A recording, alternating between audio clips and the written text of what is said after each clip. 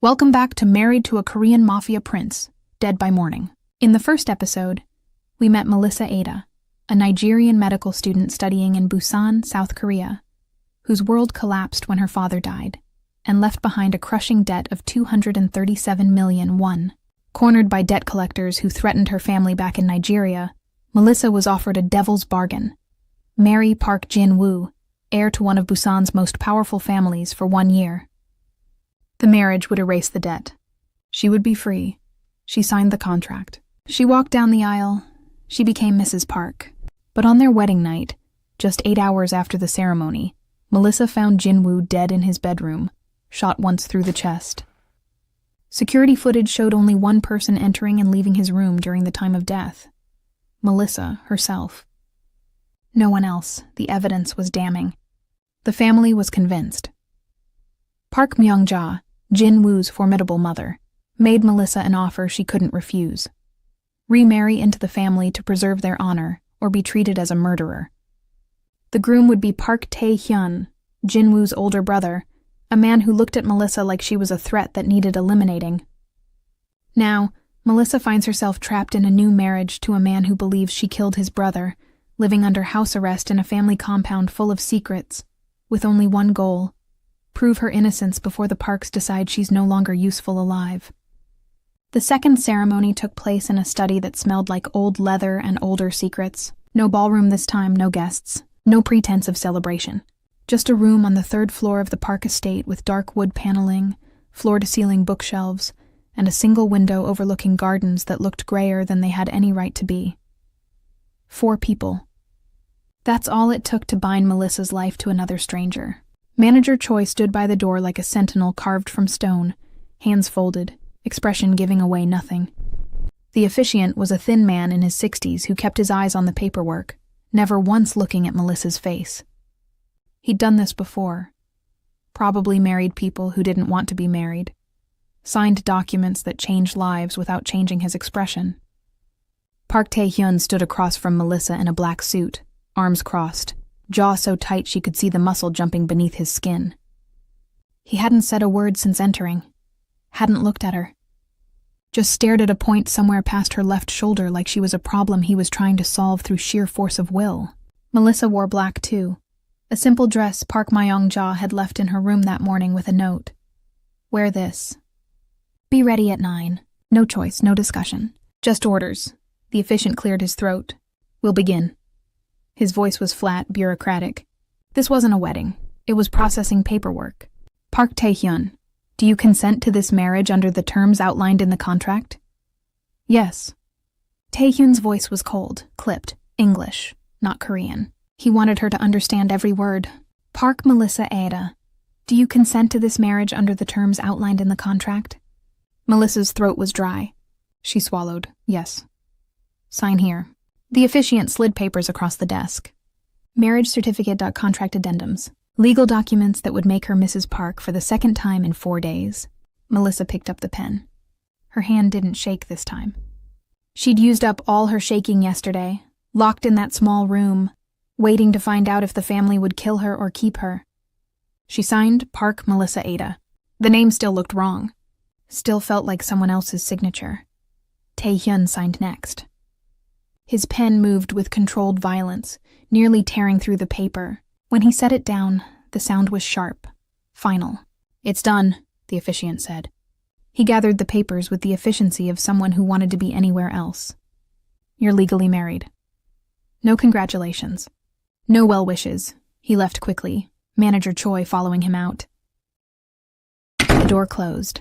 Melissa and Tae-hyun stood alone in the study. The silence was thick, suffocating. He finally looked at her. Really looked at her. His eyes were dark, unreadable, but there was something simmering beneath the surface. Rage, maybe, or grief, or both. Don't mistake this for mercy, he said quietly. Each word was precise, deliberate. You're alive because Mother wants answers. The moment we have them, this ends. He turned and walked out, leaving Melissa standing in the study, legally bound to a man who'd just promised her death.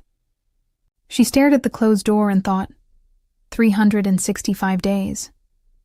But she didn't believe it anymore. Manager Choi escorted her to Tae-hyun's residence an hour later. Not the glass penthouse where Jinwoo had lived. Not modern and chrome and 42 floors up.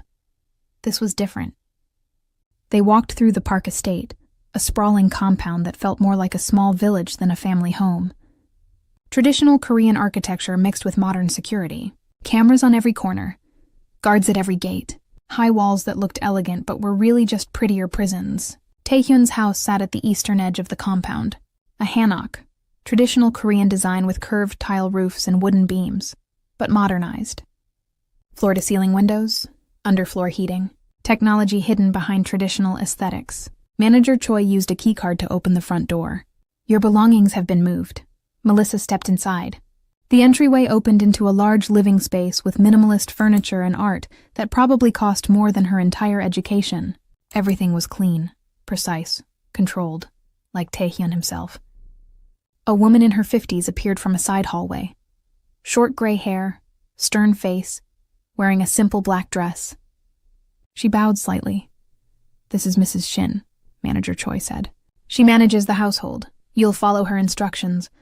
Mrs. Shin studied Melissa with the same expression someone might use while examining a stain on expensive fabric. "This way, Mrs. Park." She led Melissa down a hallway, past closed doors to a bedroom at the far end. The room was smaller than Jinwoo's master suite, but still larger than anywhere Melissa had ever lived. A queen bed with white linens, a desk by the window, a closet already filled with clothes that weren't hers. "Mr. Park's quarters are in the opposite wing," Mrs. Shin said. Her English was accented but clear. "You will not enter his private spaces without permission. Breakfast is at 7, lunch at noon, dinner at 7 in the evening. You will eat in the dining room unless otherwise instructed." Melissa nodded, feeling like she was receiving prison rules. "There are restricted areas in this house and on the estate. Security will inform you if you wander somewhere you shouldn't be." Mrs. Shin's expression didn't change. "Do you have questions? Can I make phone calls? No. Internet access? No. When can I leave the estate? When Mr. Park or Mrs. Park Sr. decides you can." Mrs. Shin moved toward the door. "Security will escort you during daylight hours if you wish to walk the grounds. After 10 p.m. you should remain in your quarters, for your own safety." The last part sounded like a threat. Mrs. Shin left, closing the door behind her. Melissa stood in the center of her new room, her new cell, and tried to breathe normally. The walls felt closer than they were. The window showed gardens and walls and cameras. Beautiful, controlled. Trapped, she moved to the closet. Someone had unpacked her things, clothes hung neatly, shoes arranged on shelves. But mixed in were items that didn't belong to her. A man's watch on the dresser, a leather briefcase leaning against the wall, a tablet charging on the desk. Jinwoo's things, someone had moved them here. Maybe in a hurry, maybe intentionally. Melissa picked up the briefcase carefully. Expensive leather, combination lock. She tried the latches, unlocked. Inside were work documents, business cards, pens, nothing obviously important. She rifled through carefully, medical student habits making her methodical. At the bottom, tucked into a side pocket, she found a business card that made her pause. No name, no company. Just a phone number printed in small black font. And in the corner, embossed in red foil, a small triangle. Melissa turned it over. The back was blank. She stared at it for a long moment, then slipped it between the pages of one of her medical textbooks. Evidence or leverage, or just another mystery in a house full of them. The first night in Taehyun's house, Melissa couldn't sleep. She lay in the unfamiliar bed, staring at the ceiling, listening to sounds she didn't recognize. The house settled and creaked. Footsteps echoed somewhere distant. Voices murmured behind walls too thick to make out words. Around 2 a.m., she gave up on sleep and moved to the window. The estate at night looked different. Security lights illuminated pathways between buildings. Guards walked in pairs, radios crackling. In the distance, she could see lights on in other structures. Offices, maybe. Meeting rooms. The Park family didn't sleep. They worked, even at 2 a.m. Melissa watched a black car pull up to a building on the far side of the estate. 3 men in suits got out, moved inside quickly. 10 minutes later, they emerged with briefcases, got back in the car, drove away. What kind of family business operated at 2 a.m.? She thought about her father. About the debt he'd left behind. About the men who'd come to her dormitory with their polite smiles and their threats. Your father borrowed from multiple sources. Had he borrowed from the Parks? or from whatever the parks were really involved in. A sound in the hallway made her freeze. Footsteps coming closer. They stopped outside her door. Melissa held her breath, heart hammering. The footsteps continued past, fading away. A door opened and closed somewhere else in the house. Tae-hyun maybe, coming home, or leaving, or just existing in the same space without acknowledging her presence. She moved away from the window and tried to sleep again. This time exhaustion won. Morning came too early. Mrs. Shin knocked at 6:30. "Breakfast in 30 minutes, Mrs. Park." Melissa showered quickly, dressed in clothes that felt wrong. Expensive brands she'd never owned. Sizes that fit perfectly because someone had clearly taken her measurements without asking. Control, again. The Parks controlled everything, down to what hung in her closet. The dining room was formal. A long table that could seat 12, but held only 2 place settings, one at the head, one to the right. Tae-hyun was already there, reading something on his phone, wearing a gray suit that probably cost more than her semester's tuition. He didn't look up when she entered. Melissa sat in the indicated seat. A staff member appeared immediately, young woman, early 20s, silent, and placed a traditional Korean breakfast in front of her. Rice, soup, banchan side dishes. Too much food. They ate in silence. Melissa focused on her bowl, trying not to let the tension strangle her appetite. Taehyun's presence was oppressive even when he wasn't speaking. He radiated controlled hostility. 5 minutes passed. 10. Finally, Taehyun set down his chopsticks and looked at her for the first time since she'd entered. "You'll stay in the eastern wing of the house," he said. His tone was flat, businesslike. "Don't wander. Security reports your movements to me. If you need something, tell Mrs. Shin. Am I a prisoner? You're a suspect." He picked up his phone, checked something. "Cooperate, and this will be easier for everyone." "Cooperate with what?" "With staying alive." He stood, buttoned his jacket. "I have work, don't wait up." He left. Melissa sat alone at the long table, surrounded by food she couldn't eat, in a house that felt like a mausoleum. She spent the day exploring her boundaries. Mrs. Shin had said there were restricted areas. Melissa wanted to know where they were, wanted to map her prison. She walked through the house slowly, methodically. The eastern wing where her room was located. The main living areas, kitchen, dining room, sitting rooms with furniture that looked like no one ever sat on it. A library with books in Korean, English, Japanese. Medical texts caught her eye. Expensive editions, some rare. She pulled one out, flipped through it. Someone in this house valued medical knowledge. She moved down another hallway. More closed doors. She tried one, locked. Another, locked. A third opened into what looked like a gym. Exercise equipment, mats, weights, empty. At the end of the western corridor, she found stairs leading down. Melissa paused at the top, listening. No sounds from below, no lights. She descended carefully. The basement level was cooler, darker. The walls were concrete here. No wood paneling or decorative touches. Functional hidden. The corridor ended at a heavy door with a biometric scanner beside it. Fingerprint and retinal scan. Melissa stared at it. Whatever was behind that door required serious security. Lost? She spun around. Tae-hyun stood at the bottom of the stairs, hands in his pockets, expression unreadable. How long had he been there? How had he moved so silently? "I was exploring," Melissa said, keeping her voice steady. "This area is restricted." Mrs. Shin didn't specify which areas. "Now you know." He moved past her, positioned himself between her and the locked door. "Go back upstairs." "What's down here?" "Nothing that concerns you. Everything in this house concerns me now." "I'm your wife." His laugh was sharp, humorless. "You're a contract. Don't confuse the two." He waited, clearly not moving until she did. Melissa climbed the stairs, but she filed away the information. Basement level, biometric security, something Tae-hyun didn't want her to see. 3 days passed in careful routine. Breakfast in silence. Tae-hyun leaving for work, or meetings, or whatever the Parks did during the day. Melissa alone in the house with Mrs. Shin, and silent staff members who cleaned and cooked and never made eye contact. She read medical textbooks, tried to study. Her final exams were in 6 weeks, assuming she survived that long. Assuming the Parks let her return to school. Assuming any of this had an end that didn't involve her disappearance. On the 4th night, insomnia won again. Melissa wandered to the library at midnight, found a medical journal, tried to read by lamplight. Voices drifted from somewhere else in the house. Male speaking Korean, too muffled to make out clearly. She set down the journal and moved toward the sound. The voices came from behind a partially open door. Tae-hyun's study, maybe. She crept closer, pressed herself against the wall, listened. Manager Choi's voice. The footage was clean when we reviewed it. Another voice, deeper, unfamiliar. Then someone got to it after. Question is who had access. Silence. Then Tae-hyun, cold and measured. Everyone in this family had access. That's the problem. Melissa's breath caught. They knew. They knew the footage might have been tampered with. Manager Choi again. Do you want me to investigate internally? Quietly, Tae-hyun said. I don't want Mother to know until we're certain.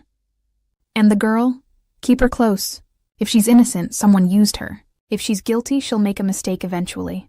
Footsteps approaching the door. Melissa moved quickly, silently, back down the hallway. She made it to the library, picked up the journal with shaking hands, forced herself to look absorbed when the study door opened and closed. No one came looking for her, but now she knew. Tae-hyun had doubts. The family had doubts.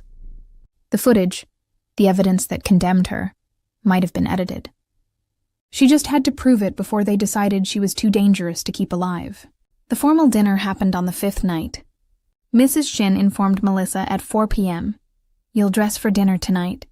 Mrs. Park Sr. will be joining us. Wear the navy dress in your closet. Be in the dining room at 7. Melissa's stomach tightened. Park Myong-ja, the matriarch, the woman who'd orchestrated this entire nightmare. At 7, Melissa entered the dining room in the navy dress that fit perfectly, because of course it did. The table was set for 5. Park Myong-ja sat at the head, wearing black, hair pulled back severely, expression carved from ice. To her right sat a man in his 60s, gray suit, wire-rimmed glasses, lawyer written all over him. To her left, a younger man, late 20s, nervous energy radiating off him like heat. Tae-hyun sat beside the younger man, already looking exhausted. Melissa, Park Myong-ja said, not Mrs. Park. Not daughter. Just Melissa, sit. Melissa took the empty seat across from the young man. This is Mr. Kang, our family attorney, Park Myong-ja continued. And my nephew, Park Jin-seok. Jin-seok smiled weakly. He had Jinwoo's features, but softer, less defined. Like a photocopy that hadn't quite captured the original. Mr. Kang inclined his head slightly. Mrs. Park. Staff appeared with food, course after course of expensive dishes that Melissa couldn't identify. She picked at her plate, hyper-aware of everyone watching her. The conversation was carefully neutral. Business weather. Nothing about Jinwoo, nothing about murder. Then Mr. Kang set down his chopsticks and looked at Melissa. The preliminary findings confirm death occurred at 11:47 p.m., he said. His tone was clinical, consistent with the security footage timestamp. Melissa's fork paused halfway to her mouth. Park Myong-ja watched her. Tae-hyun watched her. Jin-seok looked down at his plate. The words came out before she could stop them. That's not consistent with the rigor mortis timeline. The room went silent. Every eye turned to her. Mr. Kang's smile was condescending. I don't believe you were present for the medical examination, Mrs. Park. Melissa set down her fork carefully. Her heart hammered, but her voice stayed level. I don't need to be. Rigor mortis begins within 2 to 4 hours of death, starting with the facial muscles and moving to the extremities. In the crime scene photos, she looked directly at Tae-hyun. Jinwoo's jaw and fingers showed advanced rigor. That suggests death occurred earlier, possibly as early as 11:15 or 11:20. The silence was absolute. Tae-hyun's expression didn't change, but something flickered in his eyes. You saw the crime scene photos? His voice was soft, dangerous. They were on your desk. The door was open. Mr. Kang started to speak, but Park Myong-ja raised one hand, silencing him. Melissa is studying to be a doctor, she said smoothly. Of course she would notice such things. She smiled, thin, sharp. How fortunate for us to have someone with medical expertise in the family now. She changed the subject with the efficiency of someone redirecting traffic. But the damage was done. Everyone was looking at Melissa differently now. Mr. Kang with barely concealed irritation, Jin-seok with something like fear, Taehyun with calculation, and Park Myung-ja with satisfaction. The dinner ended an hour later. Melissa excused herself, returned to her room, closed the door, and leaned against it. Her hands were shaking now. The adrenaline that had carried her through the confrontation was fading, leaving her hollow. She'd just challenged the official timeline. In front of the family lawyer, in front of Park Myung-ja. Either she'd just helped herself, or she'd just signed her own death warrant. Footsteps in the hallway woke her at midnight. No, not woke her. She hadn't been sleeping. Just lying in bed, staring at the ceiling, replaying the dinner over and over. The footsteps stopped outside her door. A knock, sharp, impatient. Melissa sat up, heart racing. Yes? The door opened. Taehyun stood in the threshold, still wearing his dinner clothes minus the jacket. His shirt sleeves were rolled up, tie loosened. He looked dangerous. Who told you about the autopsy results? Melissa stood, faced him. No one. I could tell from the wound pattern. He stepped into the room, closing the door behind him. The space suddenly felt much smaller. You're either very smart, he said quietly, moving closer, or very involved. She didn't step back, didn't flinch, maybe both. He stopped inches away, studying her face like he was trying to read a language he didn't quite understand. The door to my office, he said. It wasn't accidentally left open. I know. You were supposed to see those photos. I know that too. A long pause. The air between them felt charged, dangerous. My mother thinks you're innocent, Taehyun said finally. I think you're dangerous. I think I'm trying not to die in a house full of people who want me dead. Something flickered across his face. Not quite a smile, not quite approval. Just acknowledgement. We'll see who's right, he said. He turned to leave, paused at the door. Stay out of restricted areas, Mrs. Park. Next time I find you somewhere you shouldn't be, I won't be as understanding. He left. Melissa sat on the edge of her bed, pulse racing, and realized something. That wasn't just a warning. It was a test, and she'd passed. 2 nights later, Taehyun sat alone in his private office, reviewing security footage for the 100th time. The hallway outside Jinwoo's room, timestamp running in the corner, 2340 empty corridor. Brightness still empty. 2342 Melissa enters frame, approaches Jinwoo's door. He paused the video, studied her posture, her movement. She looked uncertain, not like someone about to commit murder. But appearances meant nothing. He'd learned that years ago. He let the video play, 234215. She enters the room, 2342, 16, 2342, 17, 2344, 02. Taehyun's finger hit pause. He rewound. Watched again. 4217, 2344, 02. The timestamp jumped, almost 2 minutes missing. He checked the metadata.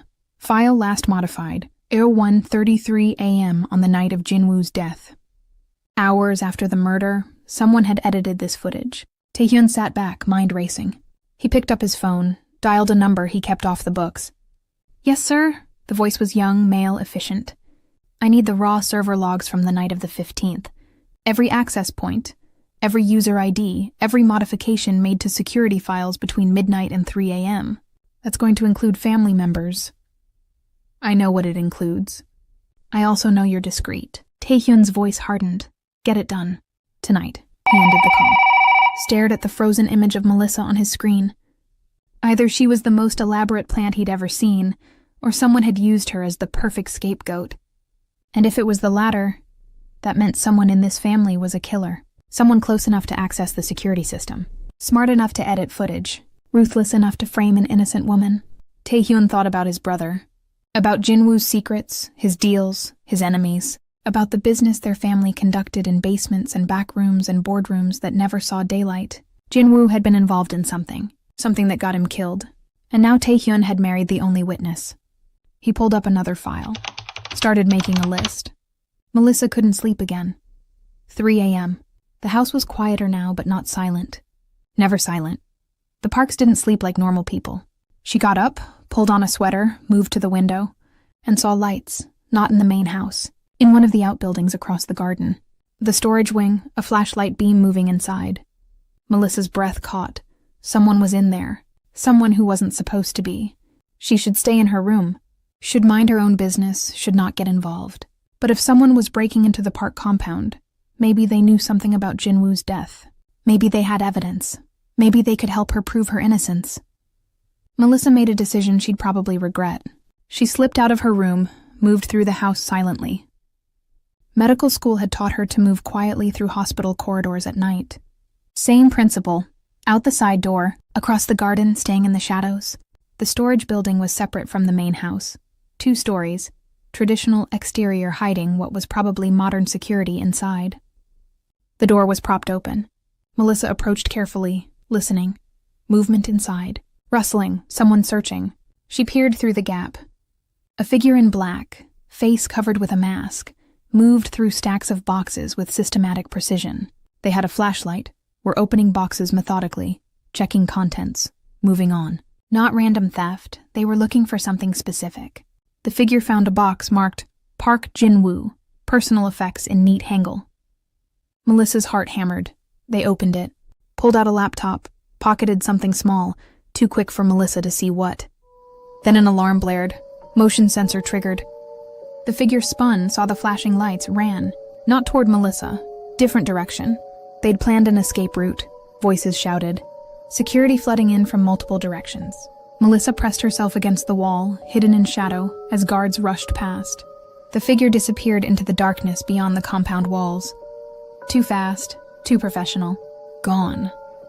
Melissa waited until the security had spread out, searching the perimeter, before moving toward the opened box. She had seconds, maybe less. The box lay open, contents scattered. Jinwoo's things, personal effects, a watch, some books, papers, and on the floor, dropped in the intruder's haste, a bullet casing, brass. 9mm. Melissa picked it up, hands shaking. It was identical to what would have killed Jinwoo. She knew that even without ballistics training. Same caliber, same make. She turned it over, on the base, stamped in red, a small triangle. The same symbol from the business card in Jinwoo's briefcase. Footsteps approaching. Melissa shoved the casing in her pocket and ran. She made it back to her room just as security swept through the main house. Stood with her back against the door, breathing hard, feeling the weight of the casing in her pocket. Someone had broken in, someone professional, someone looking specifically for Jinwoo's things, and they'd either dropped the casing by accident or planted it deliberately. Either way, it was evidence, real evidence, connected to the symbol she'd found on Jinwoo's business card. Melissa moved to her desk, pulled out her medical textbook, retrieved the card. Held it next to the casing under her lamp. Same red triangle, exact match. What did it mean? What had Jinwoo been involved in? She hid both items in a hollowed-out medical textbook, old student trick, and tried to calm her racing pulse. Outside, security lights swept the gardens. Voices shouted in Korean. The entire compound was on alert. Melissa changed clothes, wiped dirt off her shoes, got into bed, and lay there, eyes open, counting her heartbeats, wondering what she'd just stumbled into. Morning came gray and tense. At breakfast, Taehyun looked up from his phone when she entered. "Did you hear the alarm last night?" Melissa sat down, kept her voice neutral. Hard not to hear it. Someone broke into the storage wing. He watched her carefully. Security is reviewing footage. Did they take anything? We're determining that. His eyes tracked her face, looking for tells. Melissa met his gaze. That's concerning. I thought this compound was secure. So did I. Park Myungja swept in, interrupting whatever Taehyun was about to say next. Taehyun, a word. Now. He stood, followed her out. Melissa ate alone, aware that Mrs. Shin was watching her from the kitchen doorway. The housekeeper approached with tea, poured carefully, then leaned close, voice barely a whisper. You should be careful, Mrs. Park. This house has eyes everywhere. Melissa looked up sharply. Is that a warning or a threat? Mrs. Shin's expression didn't change. Both. She walked away, leaving Melissa with cold tea and colder dread. That evening, Melissa was in her room when her door flew open. No knock, no warning. Taehyun stood in the threshold, face dark and controlled. Security footage from last night, he said, voice deadly quiet. You were seen near the storage wing. Melissa's blood turned to ice. I couldn't sleep, I was walking. You were watching someone break in and didn't report it. I didn't know what I was seeing until it was too late. He stepped into the room, closed the door behind him. The sound was final, threatening. "You're playing a dangerous game." "I'm not playing anything." Melissa stood, faced him. "I'm trying to survive in a house where someone killed your brother and framed me for it. And now someone else is breaking in looking for something, which means either I'm not the threat, or you're part of something bigger." He moved closer. "What did you see last night?" She hesitated. This was it. The moment where she either trusted him or kept lying. Someone searching Jinwoo's personal effects. "They took something. I don't know what." "And you didn't think to report this?" "To who?" Her voice rose. "The family that thinks I'm a murderer? The security team that reports to your mother? I'm trapped here, Taehyun. Everyone wants me dead. Why would I trust any of you?" Silence. He studied her with those unreadable eyes. "The footage was tampered with," he said finally. Melissa's breath caught. "What?" "Someone with high-level access edited it after Jinwoo's death. There's a 2-minute gap." He pulled out his phone, showed her the timestamp jump. "Someone wanted you to look guilty." She stared at the screen, at the proof that she'd been right. "You believe me. I believe someone wanted you to look guilty. That doesn't mean you're not." But his tone had shifted. "Less accusation, more calculation. I have questions." "So do I." "Then maybe," Taehyun said slowly, "we help each other find answers." Before Melissa could respond, he stepped closer. Close enough that she could see the exhaustion in his eyes, the tension in his jaw. "What's in your pocket, Mrs. Park?" Her hand moved instinctively to where the casing was hidden. His eyes tracked the movement. "What is in your pocket?" The air between them crackled with tension, threat, and the weight of secrets that could kill them both. Melissa's decision in the next few seconds would determine whether she lived or died.